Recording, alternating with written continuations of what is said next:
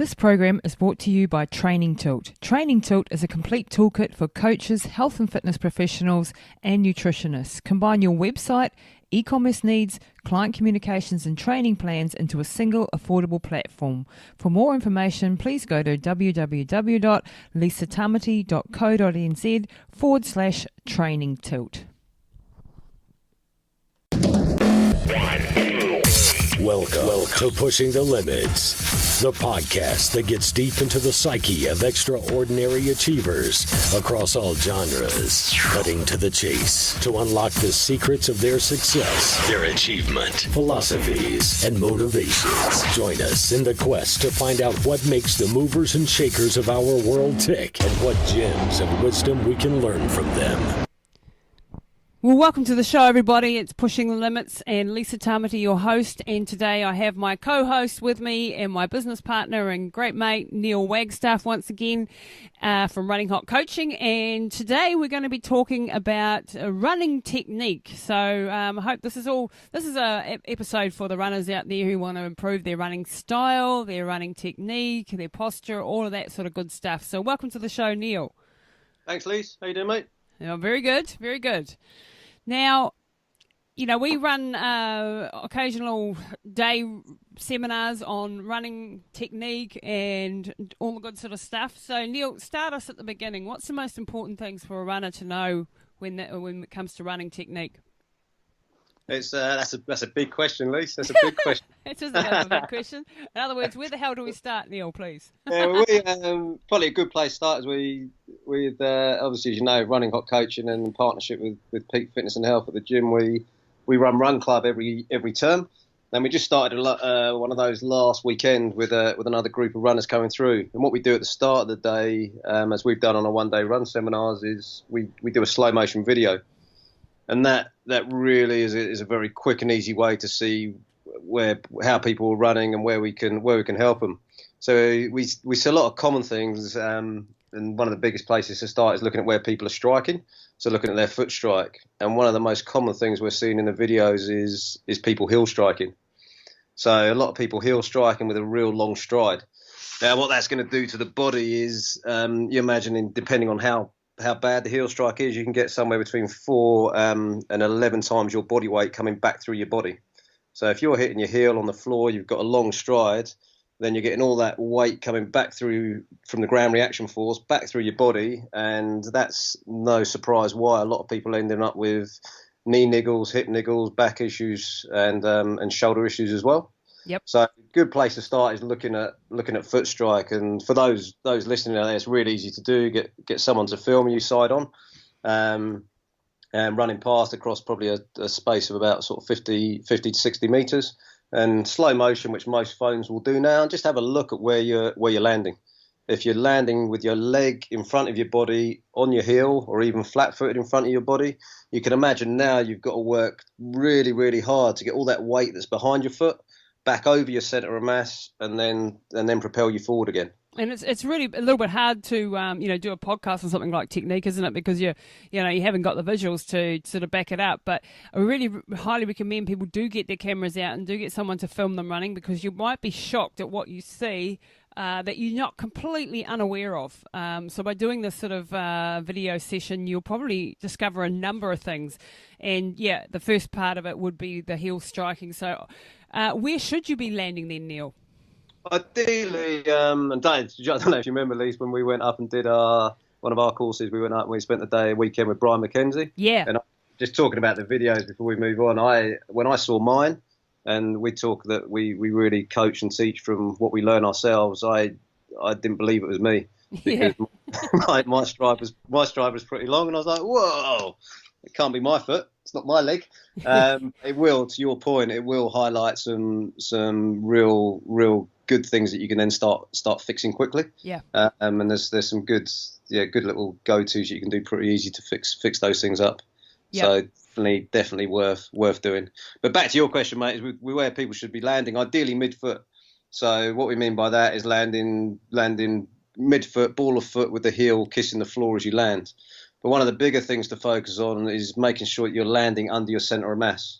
So what we mean by that is if you, as you're moving, your foot should be landing underneath your hips or under your center of mass. If it's landing out in front, as we said before, it's going to brake you, it's going to slow you down. So it's like getting in the car, putting the accelerator on and then hitting the brake, putting the accelerator on, hitting the brake. What we want to do is land under the center of mass.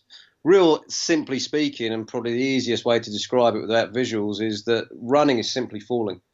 So running is falling. If you can get comfortable falling forward, yep, then you're gonna start running a whole lot more comfortably. You want to imagine your chest as your accelerator, and you lean forward from the chest, bend at the ankles, and away you go. So that's one of the things that I always found is a key thing for me. When I watch you run, I've always noticed that super good posture in the chest. So that having that where the solar plexus is, basically, people, if you can really push forward with that upper chest and that solar plexus, and have a forward leaning look, so that you're looking like you're leaning forward. And then you have to step in order not to fall. That's what we mean by the falling scenario that you're trying to get across, isn't it, Neil? Exactly. We want to, like a sailor uses the wind, we want to use gravity. So another good thing to do is advise you to go out and watch a 5K. So watch a 5K race or a 10K. Go and stand near the finish line, watch people come in. You'll watch those that come in the first sort of 10%. They look like they're gliding through. Watch where they're landing. So they'll be landing, as we've described, with their foot under their center of mass, quite a short stride and quick feet. They'll then pull up at the end, hanging out as if they're looking like they can do it again. As you go further down the field, you'll hear people coming. And the reason you'll hear people coming is because the stride is longer and there's more people heel striking. So you'll be able to hear that knock of the foot on the floor. So another good thing to do is to go and observe other people running, and you'll start to pick up, is that you, and can you tweak and change that? Yeah, and also watching beautiful runners, like even on YouTube or something. Exactly. Go and watch Usain Bolt in slow motion running, and okay, when we're running, we're not necessarily flicking the legs up so high as a sprinter does, because we're running longer and therefore shorter strides and so on. But you get the technique right, and then you can extrapolate that out into the longer distances. What are some of the other key points that people should be looking for in their technique when they do this video? So what they're looking at is look from where they're pulling from. So if they're landing, we've got the landing sorted with landing under the center of mass, midfoot with the heel kissing the floor. You then want to be using the muscles in the back of the body, the hamstring, the glutes, to pull the leg back and up. So you should see some movement with those muscles. We see a lot of runners pulling heavily from the hip, so pulling the knee real high, which you find the longer you run, the further you're going, those muscles are just going to start screaming quickly. And a lot of people, we say you get back pain, hip pain. That's why if you can start to transition that pull when you're running, pulling from the hamstring, then you're going to start to get some better results as well. Because that hip flexor in the front there's a tiny wee muscle, and if you're using that too much, it's going to tire a heck of a lot faster than the hamstring. And the hamstring is a big, massive muscle that is used to doing long-term stuff. So one of the ways that you can activate that hamstring into working, because it's getting visually across on a podcast is hard, but getting the glutes firing in the right order. So a great question. You're going to test me now with describing it without the visuals. Yeah. We've got some obviously some videos of the drills that we can maybe attach to the podcast or direct people to afterwards, Lise. That's a great idea. We'll put in the links, a couple of different links to different videos to show what the heck we're talking about here. So, because it's, some of the two ways you can look at it is, one is you want to get the hamstring and the glutes working more while you're running. So that's a case of following a series of drills. And there's other things you can do to strengthen glutes and get the hamstrings working more effectively in the gym or at home as well, just by using your body weight. Yeah, so squats and the like. Squat, lunges, floor bridges, stuff that are going to get those glute muscles fired up. And you get a nice booty while you're at it. You get a nice round booty. Exactly. It's looking good while you're walking along the beach for the summer. Perfect. Very important. Very important. What about the hands? let's talk about the upper body, the arms. What are they doing in a correct? So the arms, it's again some of the saw this with quite a few people in the videos at the weekend as well. Often you find that the arms will start to come out to the side, so you see the chicken wings or the chicken arms, and you imagine you want to be moving yourself forward. If you've got the arms coming out to the side a little bit more, and then they're crossing the front of the body. So if you imagine you've got a line down the middle of your body, once the arms start crossing the body and the elbows start popping out the side, that's just going to slow the process down. It's always also going to give you a lot of rotation through the trunk as well. So girls are particularly bad at that, aren't they? We've got, often weak around the hip area, and you often see girls with knock knees and their legs turning in and their elbows out. It's quite a common problem. Yeah, and some of the guys we've seen as well, similar. So it's across the board with both sexes. It's just coaching people to get those arms back in, bring the elbows in a bit tighter. We get people imagining they've got a piece of electric wire down the middle of their body.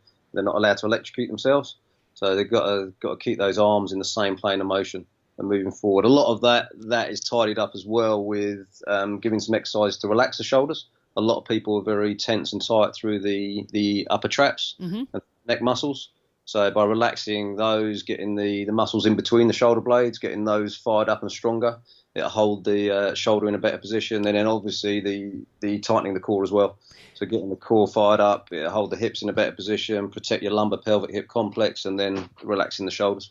Yeah, so you don't want to be having any motion going up and down or side to side, or as little as possible as you're going along. So what about the head? Where should the hip be, Neil? We don't want to see people bobbing up and down, do we? No. It's a case of keeping that neck and spine in good alignment, especially as you're running longer. The more that head falls forward, the more weight you're going to carry. Oh, that was always a problem I had. Yep, head always tipping down. Yeah, skulls. I remember when we started. I remember the skulls are pretty. It's a heavy thing to carry around. Yeah. Yeah, if you're doing that over the sort of distances you do, Lisa, then it's going to get heavy. That's then going to transfer down your body. It's going to pull the shoulders forward. It's going to get you bending at your hips. It's going to put pressure on the knees. The feet are going to change position. All of a sudden, that nice lean you were talking about at the start of the podcast, that lean's gone. Becomes a crumpled S. Exactly. So it's getting the neck and spine in good alignment, shoulders relaxed, and going from there.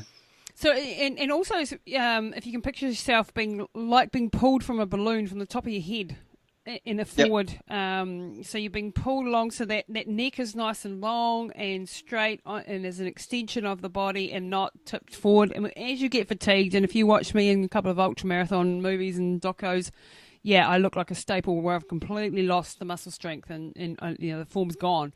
And it will eventually happen to us all. But if you can keep that form for as long as possible. So what are some of the ways people can keep that form in, that correct form going? It's a combination of working out, and this is where those of you listening, if you're at a gym or you've got access to a trainer or coach, or obviously you're more than welcome to give us a shout for questions. But you want to work out which muscles are short and tight. So real simple way of looking at it, if a muscle is short and tight on one side of your body, chances are it's going to be long and weak on the other side. So the example of looking at your chest muscles, if your chest muscles are tight, then your shoulders are going to be rounded forward slightly, which means the muscles in between your shoulder blades are going to be long and weak. So we want to perform some stretches for the chest, so the pec muscles. So if you look at some stretches to open up the chest, and then some exercises to strengthen up the muscles in the shoulder blades, you then start to get balance in the body. So once you've got the balance, you can then start to hold yourself in position properly. And that applies all the way down the body. So the same with the hips. The hip flexors often become short and tight, which means the glutes or the butt muscles are long and weak. So you've got a lazy ass. Mm-hmm. So the lazy ass, we want the tight ass, as you were saying, ready for the beach. Yep. You want to be stretching out those hips as much as you can, stretching out the hips to open up the front of the hip area, get the pelvis back to neutral, and then you get that balance through the body, which then means as you shorten the stride, pick up the pace of your feet, increase your cadence, land under your center of mass. All of a sudden, you've got a balanced body that's a whole lot more comfortable running, a whole lot more comfortable. Yeah, and this is like independent of your genetic ability or your speed or your VO2 max. These are things that you can do that it will help everybody if they can improve their running form. They will be faster. You might not be Usain Bolt, but you'll be faster for who you are, and optimizing your potential. If you can get this technique correct. And it's also very important for injury prevention. And this is why, Neil and I preach on about the importance of strength and conditioning and the importance of mobility work if you're a runner. It's not just about collecting kilometres, is it, Neil? No, far from it. And we're seeing better results, much better results by getting people running less.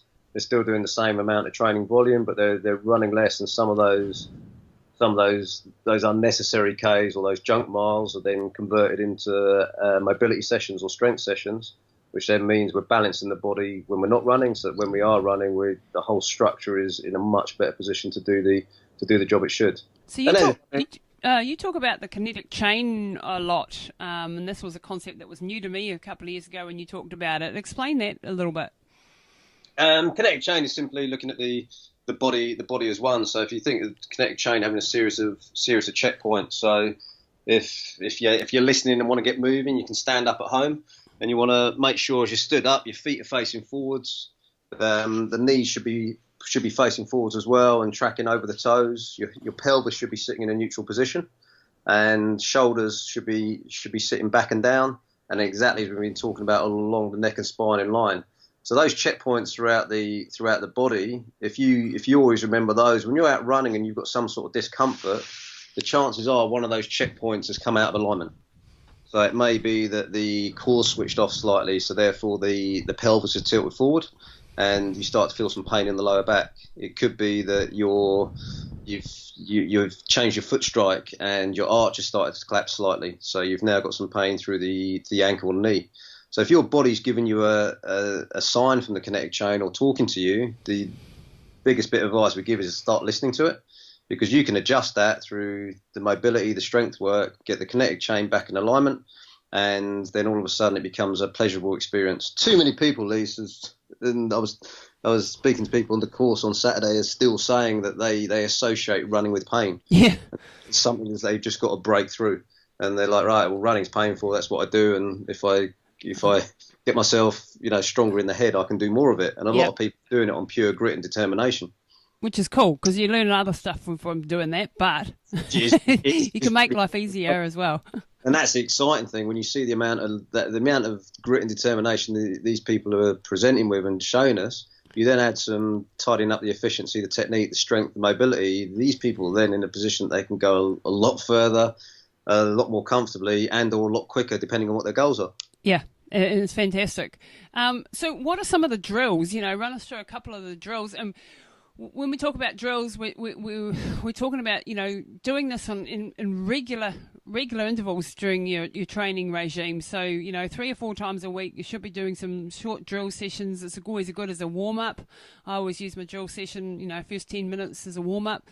Run us through a few of the drills. So one of my favourites and go-tos for a lot of people that we're working with and seeing, and for me personally, is the ball of foot hops. So real simple. You're just going to stand with your feet underneath your hips, feet about sort of shoulder width apart or running stance apart, hip width apart, and you're just going to bounce up and down on the balls of your feet. As you're doing that, make sure that your heels are kissing the floor. If you're bouncing with too far forward on your foot, your calves are going to tighten up and you'll know quickly. So a nice bounce on the midfoot with the heel kissing the floor.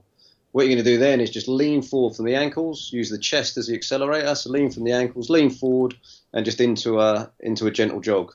What that'd do is the ball of foot hops is guaranteeing that you're landing midfoot, your heel's kissing the floor, and you're landing under your centre of mass. Why is that heel kissing the floor very important? Because, often we see toe runners, don't we?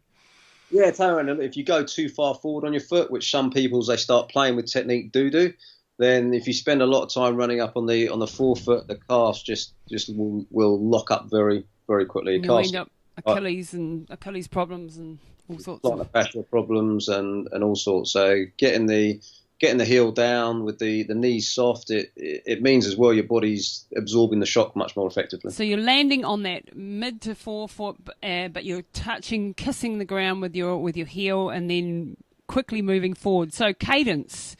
Cadence, is very important. A high cadence, which meaning the number of revolutions per minute or number of steps per minute, is really important. What's an ideal for, say, a marathon runner?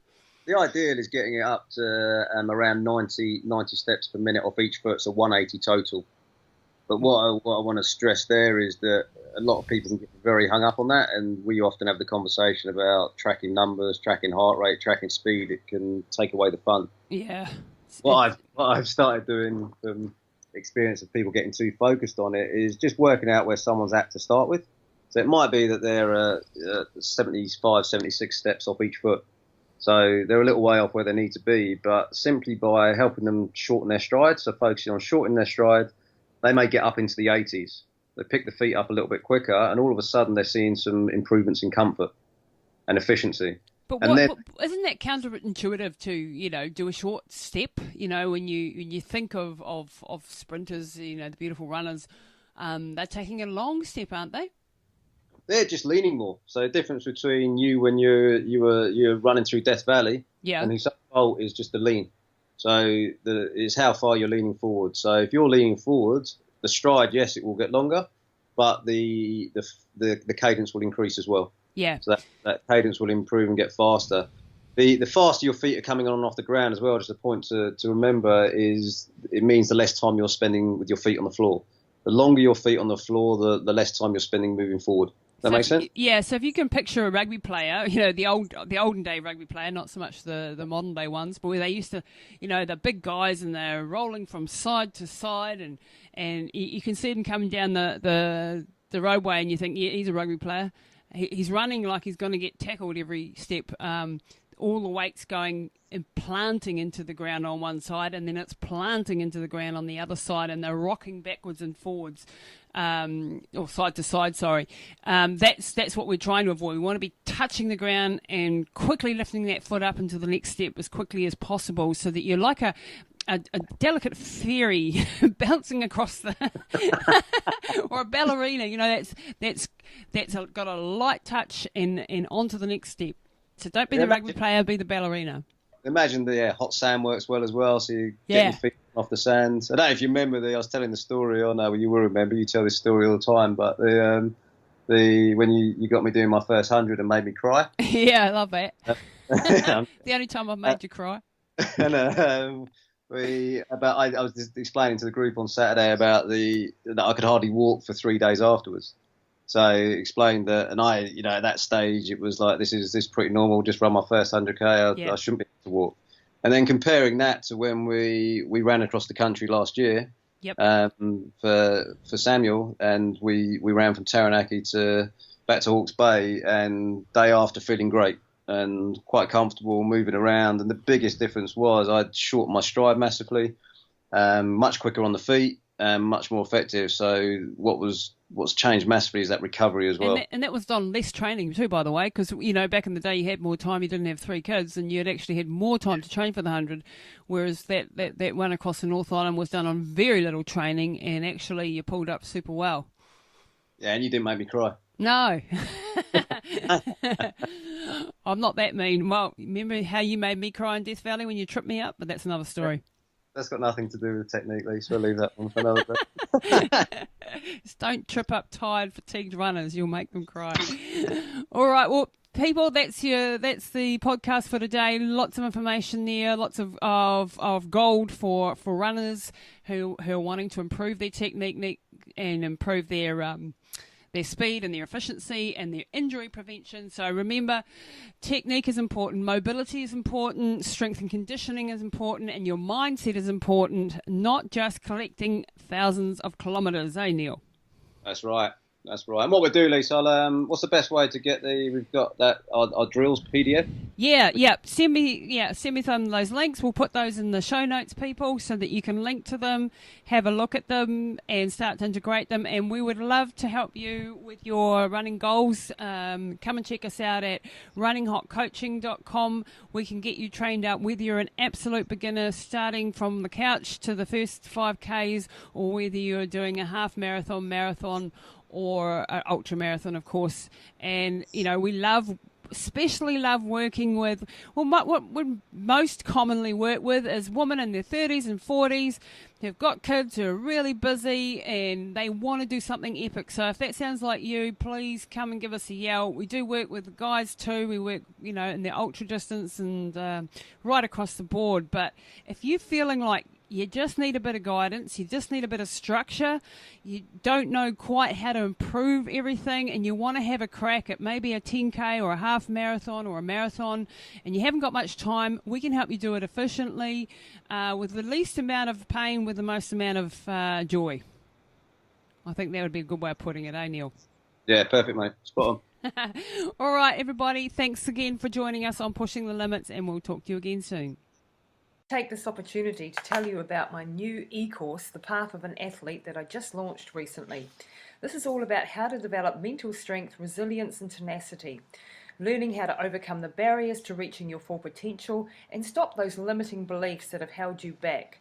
Whether it be in your personal life, your career or in your sporting goals, you can control the outcome of your life. For more information, please go to www.lisatamati.co.nz/e-course.